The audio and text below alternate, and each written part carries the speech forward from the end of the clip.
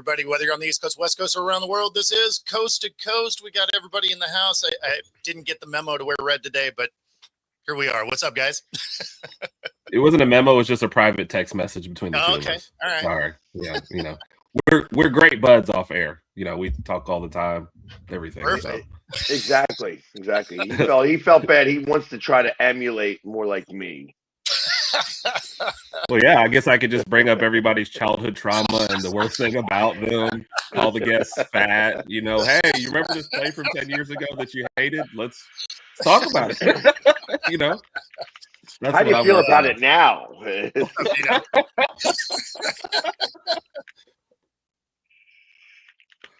Priceless. So before we get into the NFL, because that will definitely dominate the show with the amount of free agency that's going on, we got to talk a little bit about the WNBA to kick this thing off, because today is that day that they're supposed to put up or shut up kind of situation, right? And I haven't heard anything about them signing a deal. No. They have until this afternoon, but it's sure starting to look a lot more like a strike is going to happen. Which is maybe the dumbest thing. You get some momentum maybe in the last 2 years, and let's be honest, Caleb Clark really helped usher a lot of stuff in, but you've had stellar rookie classes the last 2 years, and Unrivaled is out there now. Like, this is the time to get something done. And now we're just going backwards. It doesn't even make sense. And you're trying to add 2 expansion teams in the middle of all this too. Like, none of this makes any sense to me. Yeah, I mean, the timeline, if they get it done today, is tough anyway. Right.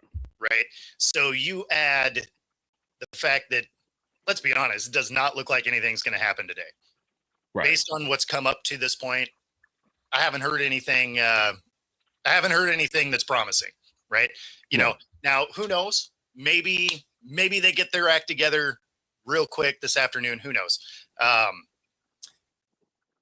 I wouldn't even bet that 10% guarantee on that.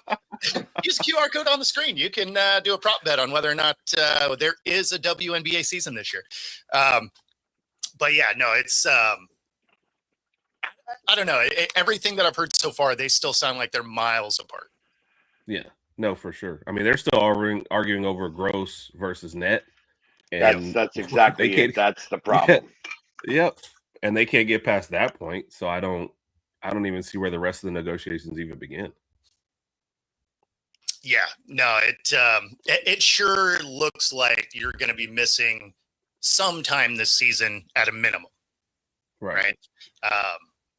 Now, again, maybe one side caves. I don't really see, like, neither side has indicated that they're going to do that. So this stalemate looks like it's going to go on for a little while. So I don't know. Maybe I'm going to be better at covering rugby this year. I don't know. Well, for me also, the later it goes, especially your middle to top players, at what point do you start just going to sign with a league overseas like they used to do anyway, and you just start losing. Like, you can't sit around and hope that happens, right? That they ratify the agreement, whatever. So at some point you have to look out for yourself.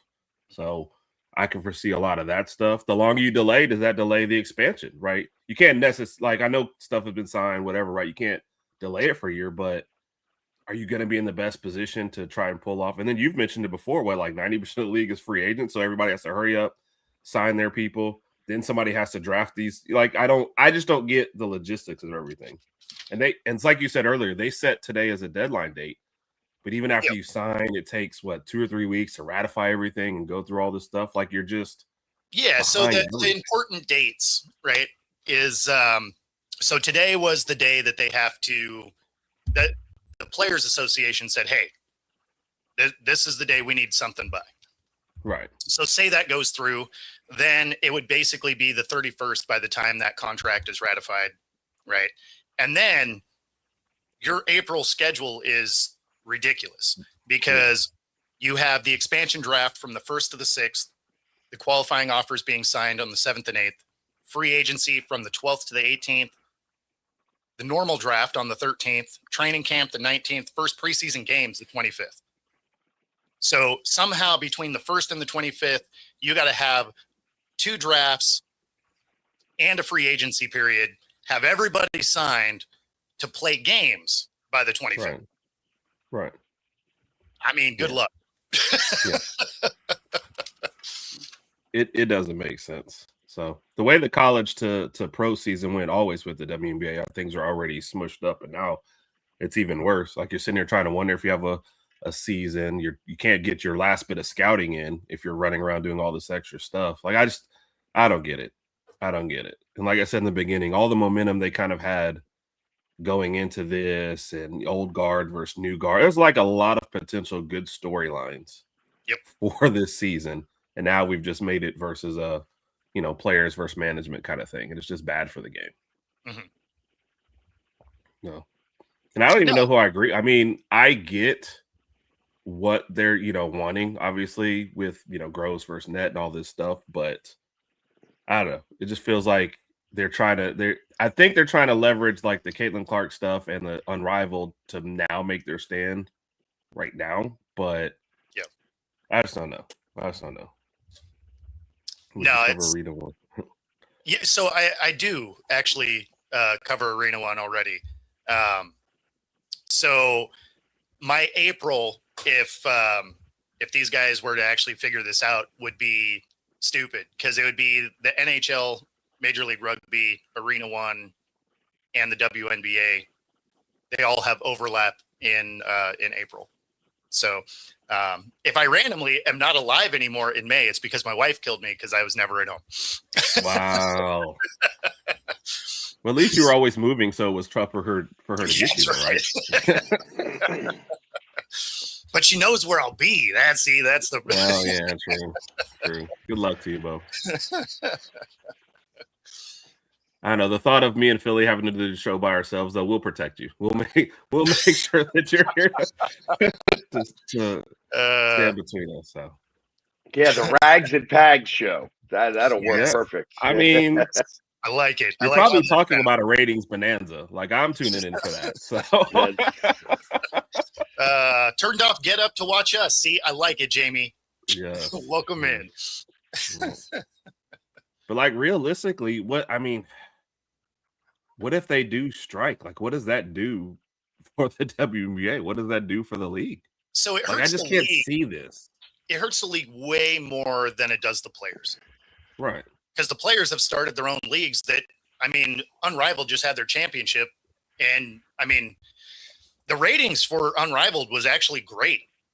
So, I don't see where the WNBA drawing this hard line over a couple of percentage points makes a lot of sense, because not having a season is going to cost you way more than that. So, yeah, it just doesn't make a lot of sense. Like, there's some fine tuning on things, right? Like the negotiations for the housing end of it for your rookies that aren't really making any money. Obviously there's some concessions that can happen there. So, both sides need to come to the table here, but the WNBA loses more than the players do. Yeah, for sure.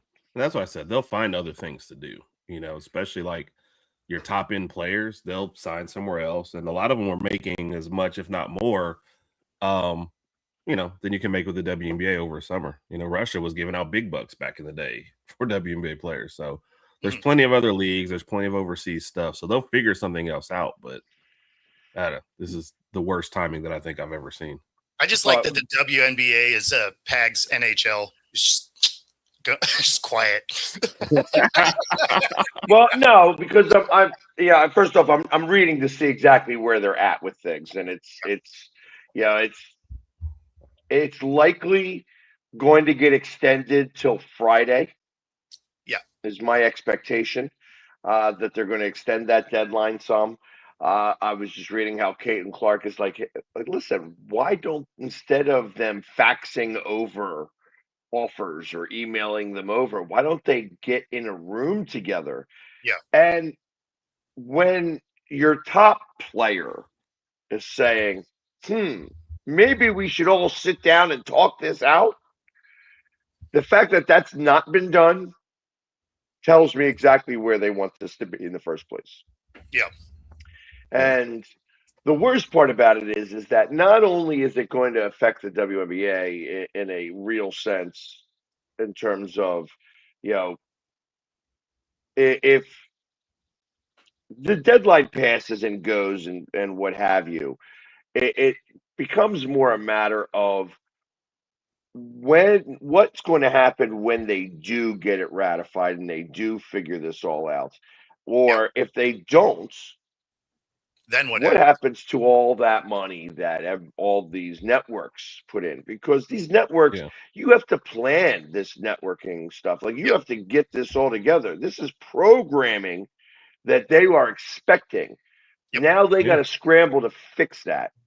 And I think of like these women's sports networks that are relying on this basketball to actually be played. Now, when it comes to women's sports networks, I mean, they can switch it back over and show more college games. There are a lot of women playing sports, and you can always find. Soccer's kicking off. So I mean, right. There's lots of different ways that they can do that, but the moment they start doing that, that's definitely the end of the WNBA. Oh, for sure.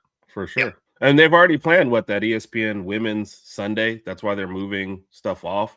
So, like, to your point, if WNBA loses their spot and they have to fill that day with a different one, and it's just fine, like, we're not coming back to the table. We're just gonna be like, okay, we'll just move forward with whatever programming we had there. So, well, and it would be one thing if you were talking about a couple of percentage points, but your league was already paying more than the other places they could go. Right. You carry a lot more weight with that negotiation. When you are the underpaid league compared to the other ones, it's tough to be like, oh, but you make more here because you don't. They're like, hey, we're going to pay you less and you can work 3 times as long. It's like, oh yeah, that sounds like an awesome deal. Thanks. And that's the other problem. A lot of your top players are making more on endorsements and other deals than they are with this anyway. So they're just kind of fighting for the whole thing.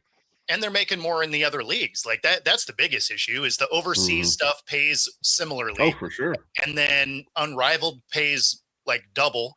And then that Project B was paying really well. So, I mean, it had some interesting funding, but whatever. Right. However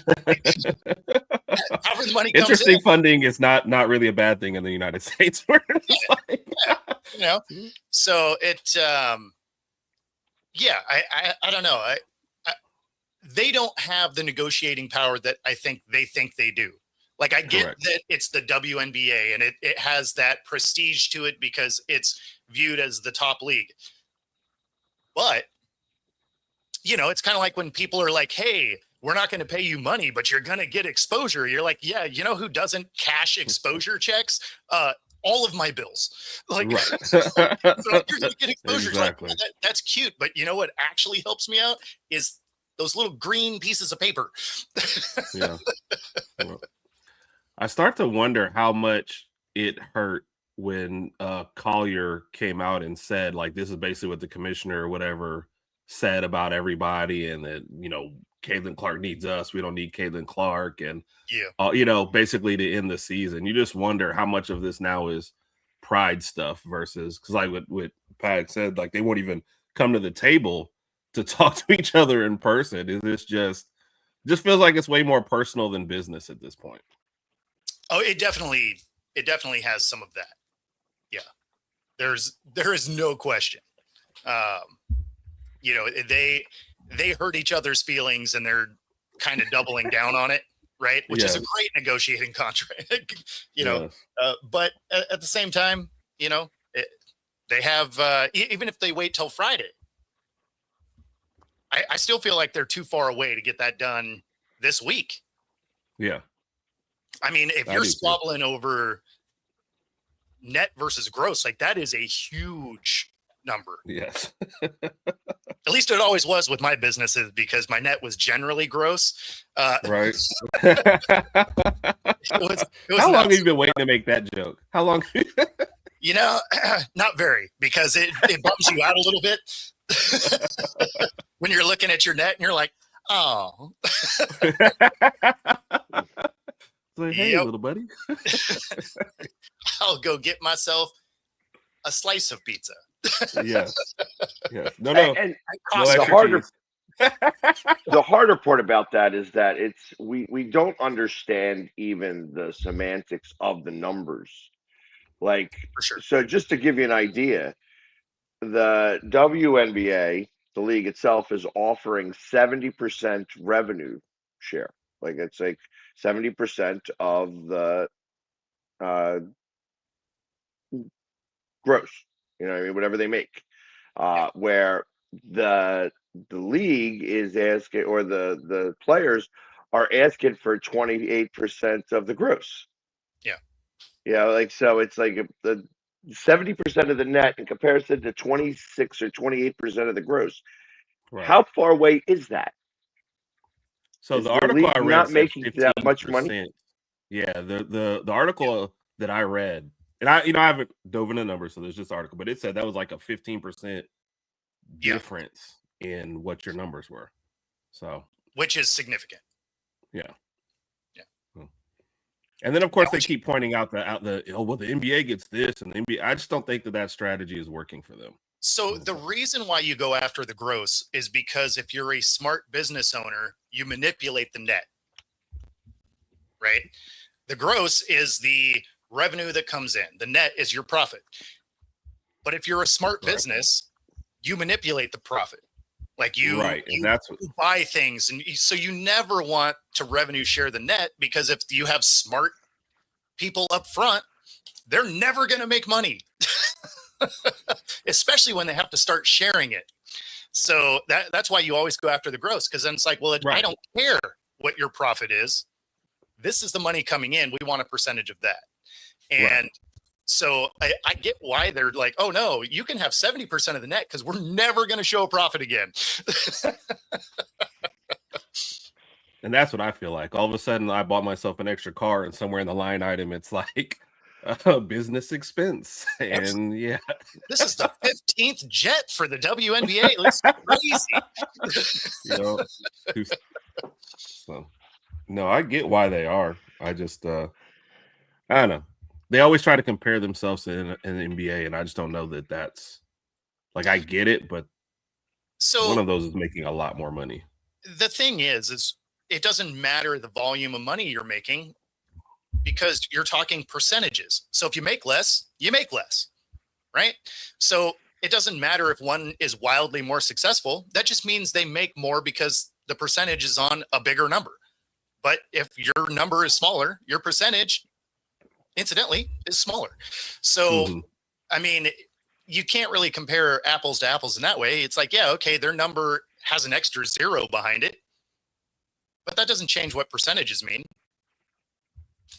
So, I don't know. It's going to be interesting to see. Again, I don't think it happens today, but even if it happens by Friday, or if they extend it to Friday, that timeline, I mean, you're inside of a week of you missing some time no matter what, just because you won't be able to get all this stuff done. Yeah. Well, I mean, the ratification portion is what really causes a lot of the headaches, because I'm not going to say what I really feel, but I got to imagine, like, they're in the radio audience. Only because it's like, when I think about it, like, there's a lot of different mindsets amongst women in general, and different from men, where the guys seem to elect a few guys to speak for the group. I feel like that the women all want to have their voices heard, and there becomes a lot of voices. You know what I Sure. mean? And that's going to really challenge the ratification process. And that's kind of what I really mean by that. Like where that's where it's like because I just instead of because I feel like football players, they're like, yeah, we want this, we want this, we want this. They have their guys do it, and then once the CBA says, okay, guys, this is what is on our table, they're like, yeah, sure. I don't understand it. I'm not even reading it. I'm signing off on it. But Yeah. there's a piece of that. You know what I mean? These guys are making they know that they're getting 50% of the revenue share Well, in the not only that, NFL. but in the NFL, your base pay is like $500,000. Right. Mm-hmm. So, I mean, you're talking wildly different numbers from 70K, where you need a roommate in Seattle. Like if you're making 70K, that's in the Seattle market, that is a bless your heart amount of money. It's like, oh, that's cute, Buckaroo. So what do you mean you can't live on that? the team gave you a bus pass, right? So yeah, it's so you got to create a little, like a couple of apartments in your backyard there, and then you can just start to harbor the girls there. Right. Be like, hey, I'll just take some of that money. We'll do this. This is cheap housing for you guys.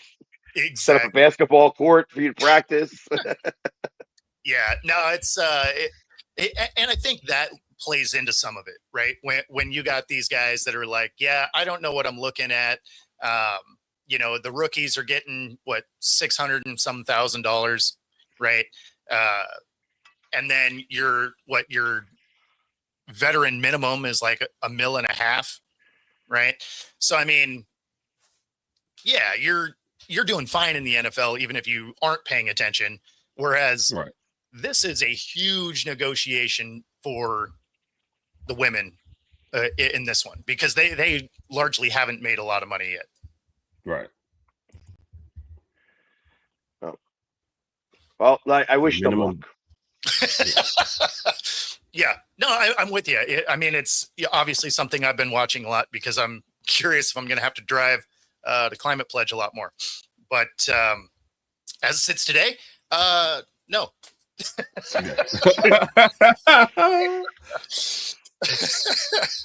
That being said, there is a lot going on in the NFL. And Joe, the NFL did strike before, and it was an interesting time period. It's been a while, but and that's where the Replacements movie came from. Exactly. Exactly. 100%. It's that I'll never forget it because I mean I was in high school during the time. It was the Buddy Ryan era. We had Norman Brayman, who was part of the reason why the strike occurred because he was such a horrible owner and wanted to keep every penny for himself. He was a used car salesman who did not want to own a franchise. He was just, I'm a businessman and I'm going to make money and I'm going to hold the city hostage and move our team to Arizona and shut up. I can't, he was one of those guys that I still have a disdain for. Guy has passed on years now, and I still am not happy with the way that he ran the franchise. He cost us Reggie White. Yeah. So and just that's somebody who just didn't get it. He didn't get it. I was very happy when Jeffrey Lurie came in to buy the team. So, but either way, yes, free agency began, and the Eagles don't have much to talk about because all they did was lose players. Seattle did exactly that. Yeah. But I mean, let's be honest. Other teams overpay to dismantle Super Bowl teams. For sure. I mean, it happens every year. If a team goes deep in the playoffs, the other teams are like, hey, you know what? You're not worth this, but it's worth it for me to tank them. Yeah. Yep. And as a player, you're like, my value might not ever be higher. So let me go ahead and grab what I can now. For sure. Well, especially if you just won, right? Because you got your ring. Now you're like, oh, let me cash in. So, I mean, I get it. Right. And you had said that before with Walker. You knew he was gone. So yeah. No, I figured KC because they have those other 2 first-round picks, and they get rid of their corner to the Rams, and then so you can use one of those first-rounders to get that. I forget the kid's name, the corner, and then you can use that 29th pick for one of your offensive linemen that you need. So it made a lot of sense to me. Not that he was going to stay in Seattle regardless, but that particular landing spot made a lot of sense. And it's a 3-year, $45 million deal. Yeah. So it's $15 million a year. Yeah. And all right, I get it. You know what I mean? There was a lot of different things that occurred, and I mean, I'm watching it, in Clearwater, which is tough for me because I'm not in Philly and I got to get it kind of third hand. And I'm watching Pat McAfee and, watching the ticker and seeing everybody else signing people and wondering, hey, what are the Eagles going to do? Hey, I know the Eagles were targeting that guy. Guess they're not getting him now. Hey, I thought we were going to maybe re-sign Reed Blankenship. He's going to go. Nakobe Dean, I know that we were considering maybe trying to keep him, but he's likely going to go. Gone. It was like, wow. It's like, I didn't really care about the wide receiver position. I feel like that is the one spot that we're good at, and I know that the Eagles still have Quez Watkins on their practice squad, and he's been working on his hands because he's got to be able to catch the ball. That's a big deal. He's still got the speed. Get him to stick him.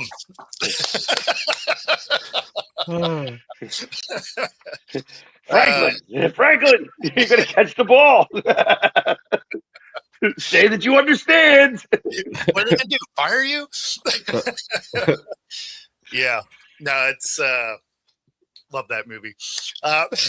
It is a great. We quote it way too much on this show. Yeah. No, I mean, and we re-sign Rashid Shaheed, and I actually thought he was going to go to the Raiders. Raiders made a ton of moves. But I thought Shaheed was going to be gone.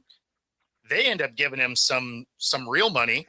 3 years for 51 for a guy that really wasn't involved in the offense. So all I can figure is they are going to let Jake Bobo walk, and they're going to give his touches to Shaheed. Still, that just seems like a lot of money for your third option. Right. And a guy that you were like already saying goodbye to, and now he's back here, and you're like, whoa, I thought we broke up. Like, no. Like I'm not mad at it because he changes your special teams, right? Like he is a game changer in that element of the game. But because we just didn't use him in the offense, right? It seems like a lot of money for a guy you only used as a gadget on offense and a special teamer, right? Like that's a ton of money for a special teamer. So I have to assume that they're like, hey, you're fast. What if maybe we get the ball in your hands more? Like, that's all I can think because they didn't do it last year, Right.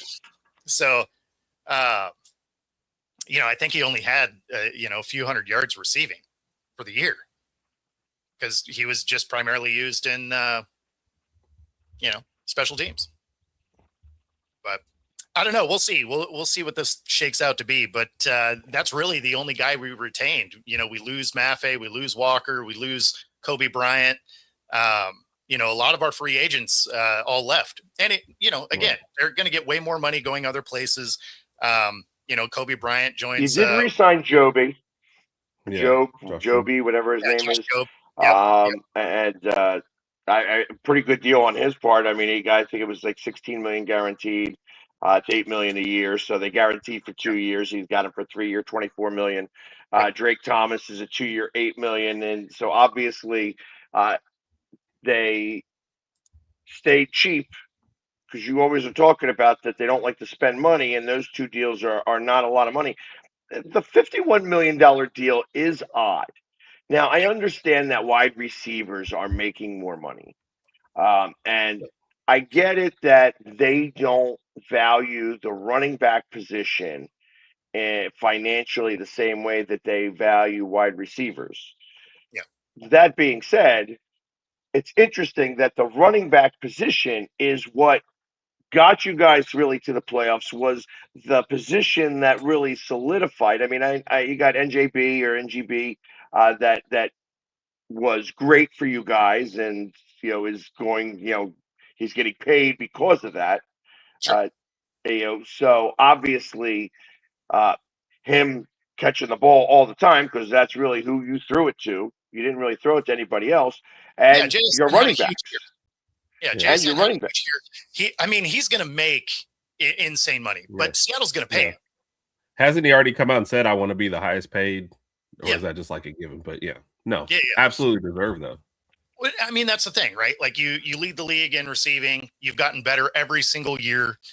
He's going to get paid. I mean, they paid DK the first time, right? Like Seattle's not afraid to pay receivers. Apparently, even wide receiver 3. So like I get it on that front, but I mean they just won't pay a running back. And so to answer this question, who's going to have to step up? They're going to draft somebody. They only have 4 picks, but they're going to grab somebody in the 2nd or 3rd round. Yeah, because that's what they do. Walker was a 2nd round pick. Charbonnet was a 2nd round pick. And I'd be willing to bet that they're going to trade out of that 1st round pick. Obviously, the number 32 pick is not a real coveted spot. It's only coveted if you want that 5th year. Exactly. And there are 5th, 6th, and 7th round picks to be picked up because of that. So you're going to see somebody early in the 2nd round pick up that 1st round pick, because they're going to want that extra year of eligibility, and give up like a 5th and a 7th and like maybe 2 7ths. You know what I mean? Stuff like that.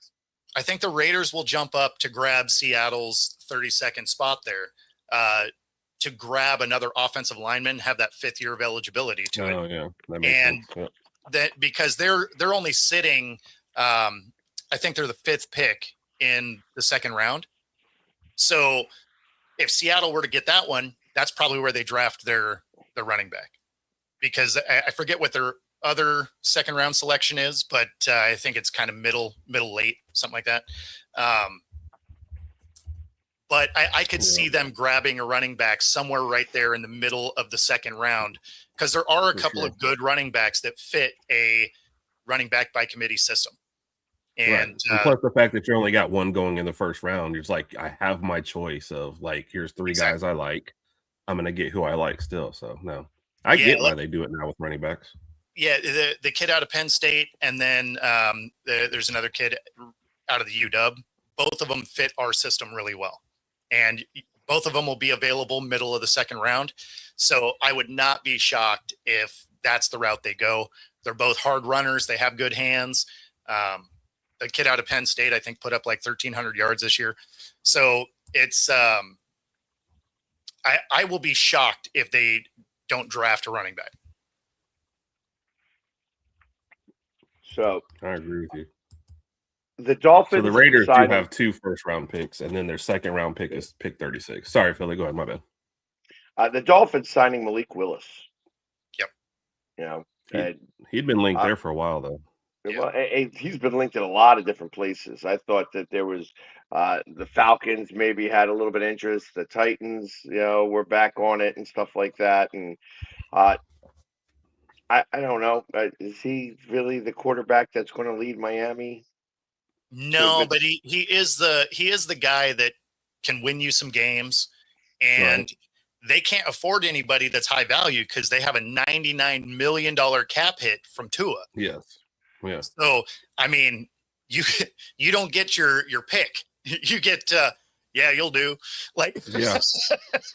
This is definitely like hey, this is going to be a down year, or whatever happens kind of thing. Let's give you a tryout. Let's see what happens. And, and it's over 2 years. So, I mean, obviously it's,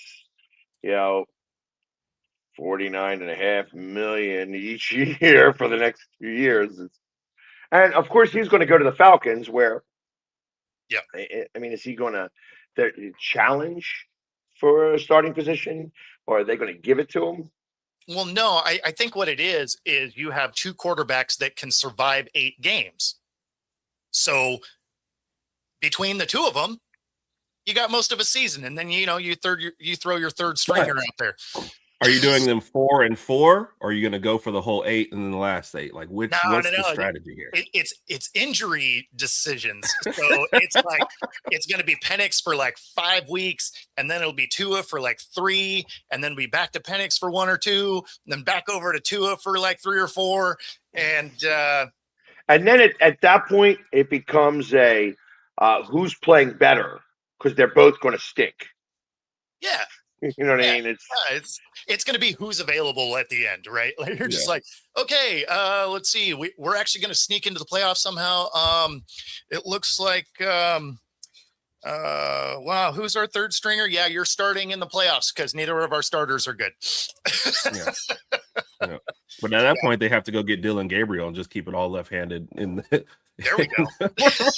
That's their only other choice at this point, right? So, it's interesting, especially with a gettable division. That's just, and as much as they've put in the draft picks on offense, that's just, and Alabama, we have a group chat where it's all Alabama people, and then Falcons fan in there. And first he was like, no, then he was trying to talk himself into it, and I was just like, you can't replace injury prone with injury prone. Like, that just doesn't even, we said the same thing when Miami did that with yours. And like, that's what I was going. That's what I was saying. And Miami tried it once, and then so I don't know. It's just I'm gonna pick the Panthers to win that division. I think next year. That's what I'm gonna go for. And interestingly enough, the Panthers are the one team that has they are the lowest. Like they have the best, the worst odds to make it. I think they were a plus 550 to win that division. Everybody else is slated to win that division over top of them. Really? And the other thing that I thought was really funny, as we're talking about, like, as I'm just looking at the odds really quickly and stuff like that, as I saw that on Pat McAfee yesterday, I would take a flyer on the Arizona Cardinals to win the division. No. They are a plus 6,000. Oh, you mean just throw pizza money at it? I got you. Yeah, like just throw like $20. No, I'm with you. You can send me the $20. I'll even buy a pizza with it. Yeah. Little Caesars, mind you, because pizza's expensive. But yeah. I mean, the Raiders are the other team. It was interesting to me to see some of the Patriots just in the Super Bowl. Buffalo is still slated to win that division. Kansas City slated to win the division, even though their quarterback's not going to be there. Although they say that now he's going to be in training camp and be able to maybe take reps in training camp, which is going to be really amazing if he's able to bounce that quickly. But but Kansas City to win that division. I mean, we just had. There's the little turmoil in Denver. I mean, the moment that the coach said, yeah, he talked about his injury, and Bo Nix is like, no, that's not true. You know what I mean? Stuff like that. Then you have problems when that occurs and stuff like that. But it's going to be very interesting to kind of see, because the Raiders are like a plus 8,000 to win the division, and I don't think that there's any chance that happens. You could put any amount of money on that, and that ain't going to occur. So I don't know. Like I feel like the Raiders have a better shot than the Cardinals. The Cardinals, yes. If you told me I had to pick between those two, I'm taking the Raiders. I'm going Raiders. Yeah, for sure. The Cardinals, and what is it? Gardner Minshew versus Jacoby Brissett. Like, I'm just not, sold on that quarterback battle. Yeah, but they also are going to. They were the ones that I thought could possibly make a move for the Raiders' first pick. I thought that they could. because that seems like a thing for them to do. I don't know that I would put all my stock in Mendoza, right? But somebody's going to, whether it's going to be the Raiders or whether it's going to be somebody that moves up and gives away a couple of first-round picks to try to make that occur. And I don't know. I mean, it's just like I said, I don't know that I would trust Mendoza, but if I'm the Raiders, they still have $100 million to give away this year. Well, and they've been signing people. Yeah. Oh yeah, their list is huge. Right, yeah, like they've already signed Nakobe Dean, right? They bring in a center in Linderbaum. Quay Walker. They made him like the highest paid center like ever, right? Something like that. I haven't seen his contract, but I heard it was healthy. Yeah, like 27, 28 million, somewhere in there. Something. Yeah, I mean they've been busy, and you add that to all their picks. If I remember right, they got quite a few comp picks here too. I think they have like 3 or 4 comp picks. So I mean, they are. Here's who they signed: kicker Matt Gray, center Tyler Linderbaum, 3-year, $81 million. There it is. Because at one point there was somebody that's, I want to say that 27. Yeah. There was a guard that signed, and he signed the largest deal for an interior lineman, and then that got trumped by Tyler Linderbaum later in the day. Nakobe Dean, 336. Linebacker Quay Walker, 340.5. Linebacker Kwity Paye, 3-year, $48 million. So now just there alone, they've signed 4, re-signed Malcolm Kuntz. So that's 4 linebackers right there. Jalen Naylor, wide receiver, 3-year, $35. They re-signed their cornerback Eric Stokes, 330, and they traded for Taron Johnson and a 7th-round pick for a 6th-round pick. And of course, they got 11 draft picks to that too. So yeah, exactly. And then 2 first-round picks now. They got of course, Baltimore's first-round pick. Yeah, this year and next year. No, I mean, and that's the thing, right? Is like the Raiders are trying to be good now. Like they're just like, okay, we got all this money, we got all these picks. We watched what the Patriots just did, go from worst to first. Let's do this thing. I mean, and I'm not mad at it. I mean, you've seen it work. On the other hand, you're watching the Rams just say, hey, we don't care about picks at all. And their roster sure looks like they could be the best team in the league if everything was today. Yeah. Aren't they playing? They're picking up people like they said, look, Stafford's got 1 more year. We're going to make the absolute best of it and try and win this whole thing next year. Yeah. So. Yeah. Well, they systematically went after their cornerbacks. Yep. So now they got McDuffie and Jalen Watson. So that was where they felt they lost to the Seahawks. They are. I feel like that they try to Band-Aid things. And it's like, okay, we're going to put a Band-Aid here. We're going to put a Band-Aid here. We're going to put a Band-Aid here and try to solve the problem and try to make it go. But they had like Pro Bowlers retire. Yeah. Lots of them. It was like, if you're on the Rams, that's where you go to retire. Because your last contract is with them where you're going to get paid a lot of money. And then they force you to retire because they need to get the money back. They figure out other ways. They're like, hey, we're just going to hire you in our front office, and we'll give you that money in our front office so that we don't have to show that on the books as dead space. And if you retire, it comes off the books, which is a better way of doing that. Like So, but in their defense, they're pretty good Band-Aids that they're putting on. They'll save the surgery for later. They'll put this really deluxe, Dora the Explorer Band-Aid on it. That's right. And that sucker is great because that's, it's like what you guys said earlier. They don't care about the future. They want to win tomorrow. Well, and they don't care about So like they have their stars on the field that can go beat anybody. Yeah. And when they get hurt, they got nobody behind them. Because we watched that a couple of years where you're like, okay, their starting lineup, it's nice. Right. And then they had like 3 guys get hurt, and they're like, well, better luck next year. Like, yeah, and really, the competition that they have is the Dodgers. I mean, that's what they're trying to do. They have nobody. They don't have a fan base, a real fan base for the Rams. sure. You know, when when their slogan is "Whose house?" When you have to ask that question, "Whose house is it?" It's the opposing teams. Every opposing team that goes in there, because I know Yep. the Eagles. When the Eagles go in there, we own it. We own that stadium.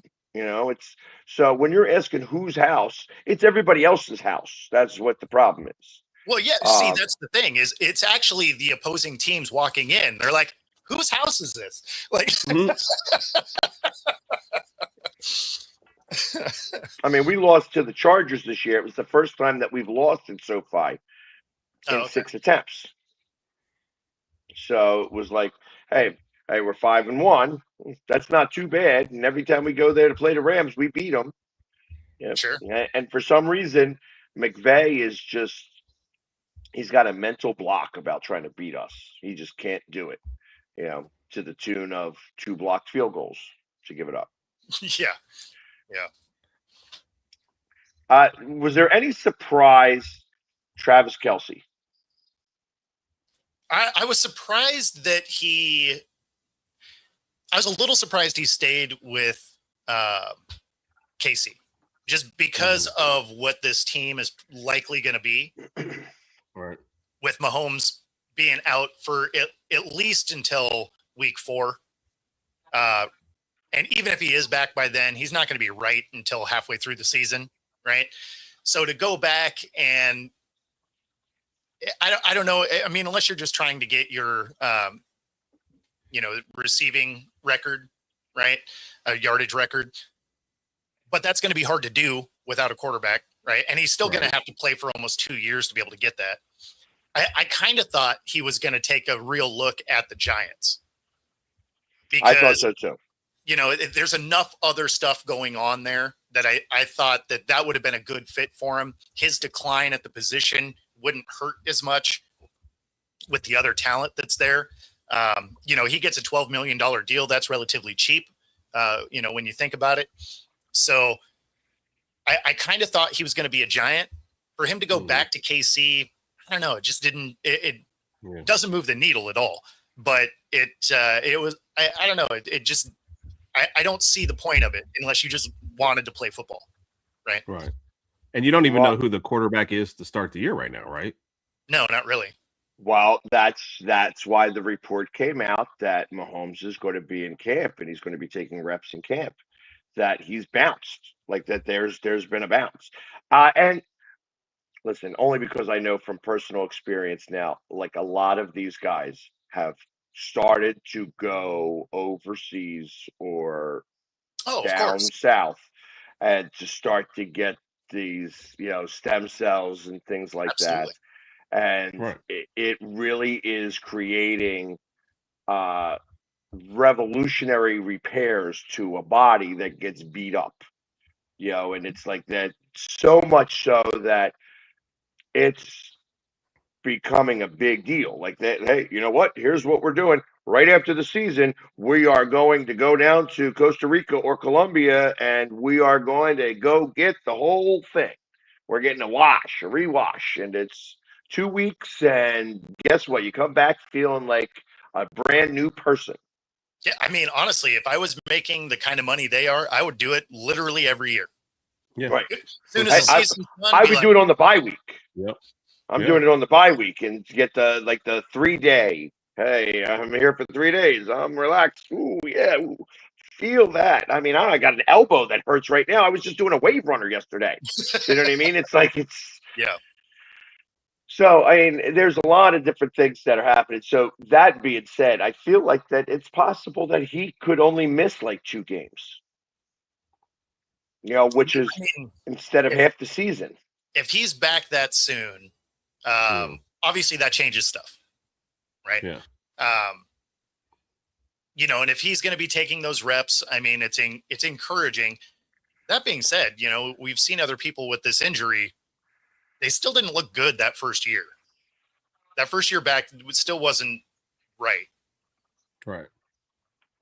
Well, And mobility is such a big part of what he does. So Exactly. you can't have a guy who's all of a sudden just stuck back there, or even tentative. You know how that is the first time's back from injury. So Yep. all that plays a factor in it for me.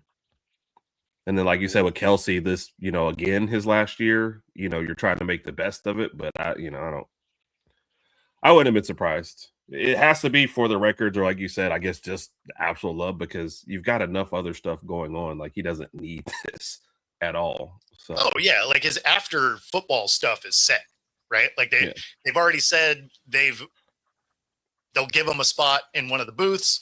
Obviously, his podcast does, great. So I Right. mean, he's it's part owner of Great Adventure. yeah. He owns a beer. Yeah. It's listen, the guy doesn't need his soon wife to be able to be in the billion-dollar numbers very soon. To be able to make that type of money. So I feel like that he is still in, because once you stop playing, you can't start it back up again. Oh, Well, for sure. unless you're Carson Palmer.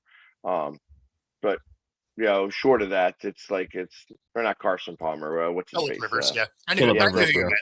We shook our head. We knew, like, we translated it. We're like, yeah, he meant Phillip Rivers. Yeah. That's fine. Exactly. They're probably going to continue to slide. Yeah. So It's going to be tough. Yeah. Almost feels like they're a team that missed their chance.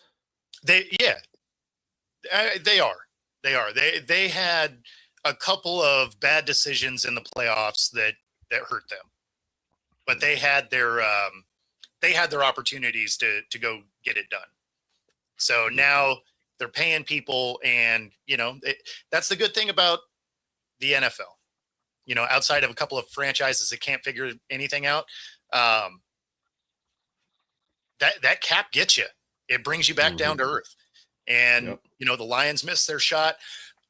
When the Saints went all in trying to follow what the Rams did, it just didn't work. And then it hurt them for, 8 years. I mean, it was, it's been a rough go of it if you're a Saints fan. So, I mean, yeah, unfortunately for the Lions, they probably did miss their window. It's not closed, but you're going to have to shimmy through it if you're going to make it happen. Yeah. Well, I felt that the Lions went as far as Ben Johnson took them. Sure. And Ben Johnson is really the guy who made the head coach look really, really good. I now feel that. You know what I mean? I feel like that when you saw him take over for Chicago, and you saw how well Chicago did, and listen, Chicago got lucky a lot this season. When you win one score games all the time, the first few are lucky. After that, you start to feel lucky, and that's when preparation meets opportunity. It's like the first ones, you got a couple of bounces. The next few, well, we just won those first few. Why can't we win all of them? And ultimately, what were they, like 13-2 in one score games? Well, that was like the Vikings 2 years ago, right? They were 11-1. I mean, but the thing is, that's not sustainable year to year. Yeah. Right. And, you go to the next year and the Vikings lost all those games. Yeah. Same with the Chiefs. The Chiefs wanted like 7 or 8 wins in like one score games. And yeah, it catches up to you. So for sure. Yeah. What do you think of the Eagles' move so far? Well, they haven't made any. Loss. I am. Hey, listen, and Howie, I trust. I really do. I hope he's got an idea. The one issue that I have felt is that they have had very difficult time drafting safeties. That safety has been a position that's had to come through free agency. That they have not been able to draft a safety since Dawkins. And as good as Brian Dawkins was, He got drafted in like 96, 95, maybe even earlier than that. I mean, so it's been a long time. We had Reed Blankenship, and he was great. You know what I mean? I felt like that they should have kept him, and that I understand that he wasn't everything that they wanted from that position, but he was definitely a lot better than what I've seen out there. And the fact that we didn't sign anybody, and we still haven't signed anybody, is a little on the challenging side. Means you guys are really looking at the draft. Yeah. Let's hope. You're not giving us a lot of hope, though, man. No, but that's what I say. I trust in right. Our general manager. Our general manager has been great at the draft as of late. Yeah. They have. Absolutely. They have changed the way that they look at things. Mm-hmm. And having Joe Douglas back in the fold here, like we drafted really well when it was Joe Douglas doing most of the scouting and Howie doing most of the contracts.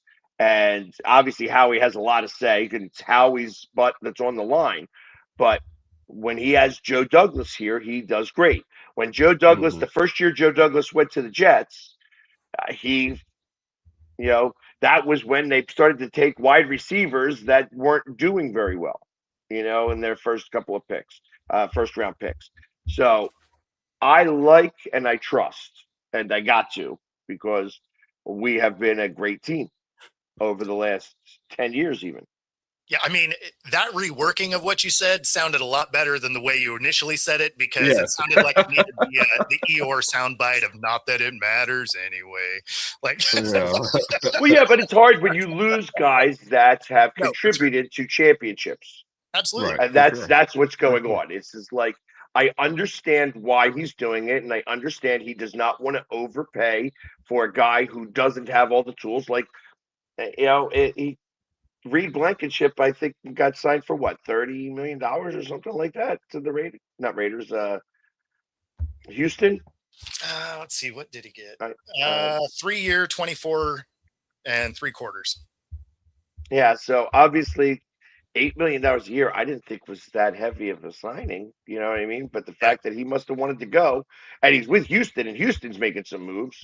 They're solidifying a defense that I thought was really good in the first place. Yeah, their defense was elite, and then they're just adding pieces like that.